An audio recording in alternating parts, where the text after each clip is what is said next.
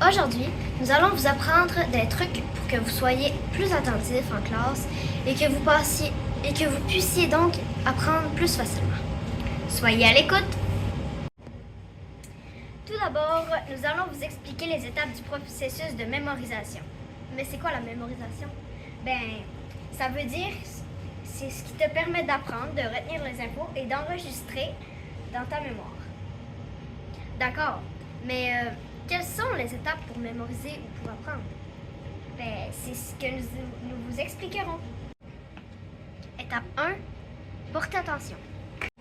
En tant qu'élève, tu dois préparer ton cerveau à recevoir de nouvelles informations pour apprendre de nouvelles connaissances.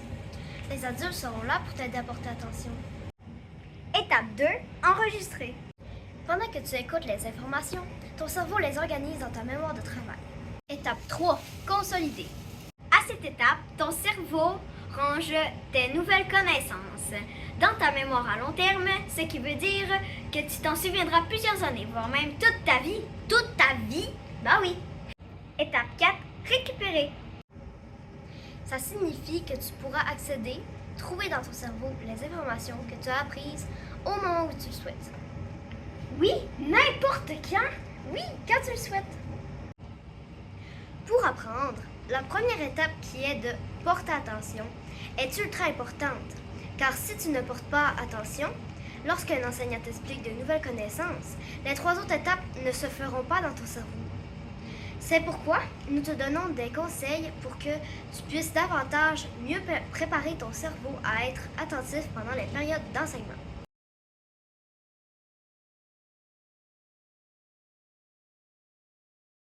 Conseil numéro 1, la position d'écoute.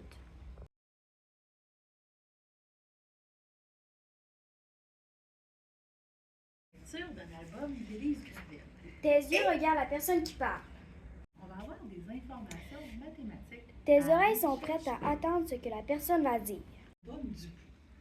Ta bouche est fermée. Tes mains sont déposées sur tes cuisses ou sur le dessus de ton bureau.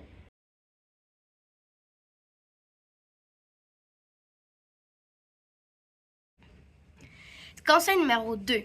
Diminuer les distracteurs. Tu dois prendre conscience que les distracteurs peuvent nuire dans tes apprentissages. Qu'est-ce qu'un distracteur? Ce sont des éléments qui te distraient, qui t'empêchent d'être concentré sur la personne qui parle. Mais quels sont les distracteurs? En voici quelques-uns que tu dois éviter pendant que ton enseignant t'apprend de nouvelles connaissances. Le bruit dans le corridor. Les bruits dans la classe. Et c'est à cause de ces pattes. Les objets sur ton bureau.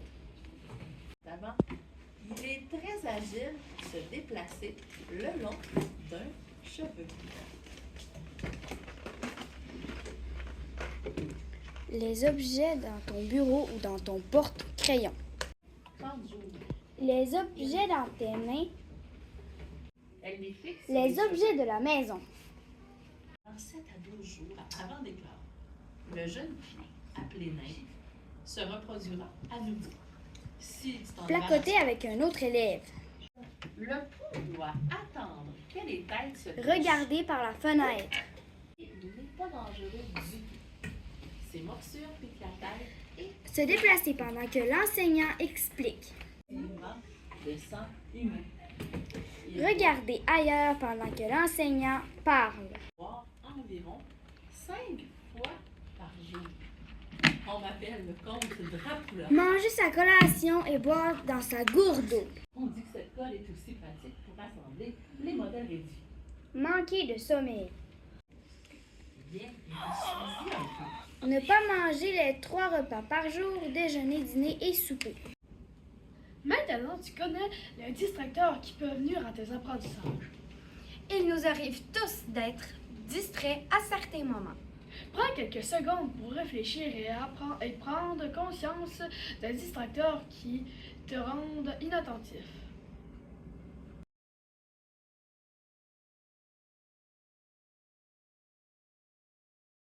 Mais comment peut-on les éviter? C'est ce que vous allez apprendre en instant.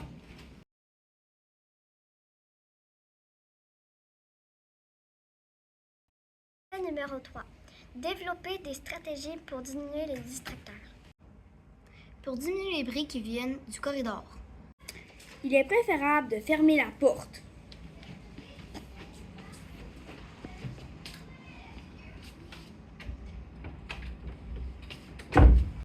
Pour diminuer les bruits dans la classe.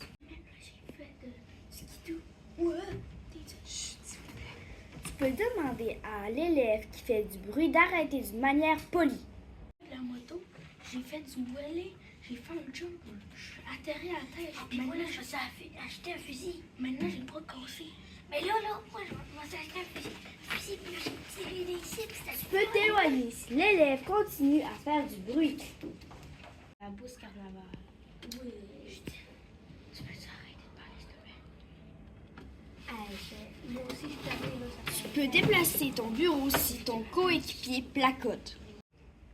Pour les objets sur ton bureau. OK, les élèves, j'ai besoin de votre attention. Tu peux tout ranger avant que ton enseignant débute ses explications.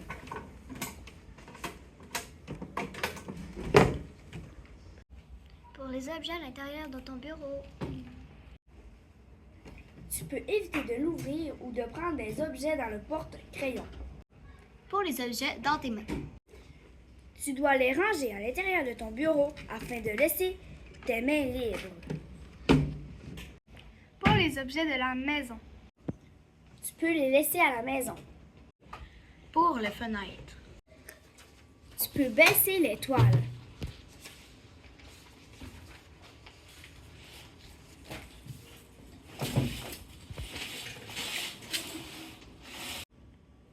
Madame Année, ça me distrait vu que je suis à côté de la fenêtre. Puis changer de place, s'il vous plaît. Oui, ça va me faire plaisir de te changer de place. Merci. Si c'est un distracteur qui t'empêche souvent de bien écouter, tu peux demander une autre place dans la classe. Pour éviter que tu te déplaces pendant les enseignements. Tu peux attendre que ton enseignant ait terminé d'enseigner afin de te lever. Madame Annick, peux-tu aller à la toilette vu que tu as fini ton enseignement? Oui, vas-y, Xavier. Pour ta collation et pour ta cour. Il est préférable de la manger à un moment où ton enseignant n'est pas en train de t'apprendre de nouveaux apprentissages. Même chose pour boire dans ta gourde d'eau. Pour être attentif en classe, tu dois bien manger aux 3 repas par jour, déjeuner, dîner et souper. Pour être attentif en classe, tu dois dormir plusieurs heures. Pour un enfant de 3 à 5 ans, il faut dormir entre 10 heures et 13 heures par nuit. Pour un enfant de 6 à 12 ans, il faut dormir 9 à 12 heures par nuit.